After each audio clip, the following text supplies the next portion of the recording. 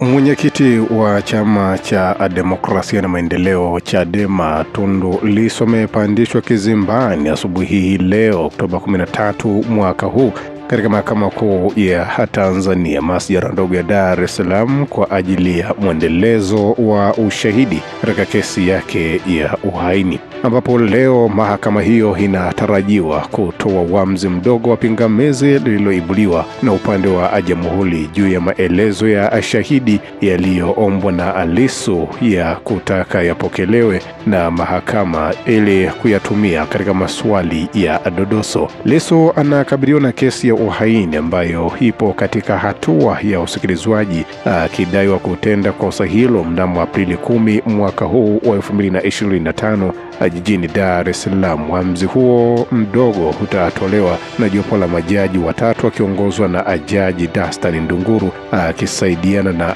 Jaji James Karayemaha na Ferdinand Kiwonde. Awali Lissu alianza kwa kuuliza maswali ya dodoso kwa shahidi ambaye ni mkaguzi wa polisi kutoka katika kitengo cha upelelezi wa makosa ya mtandao PF namba 22863 John Kaaya mwenye umri wa miaka 45 baada ya jamhuri kuhitimisha ushahidi wa msingi.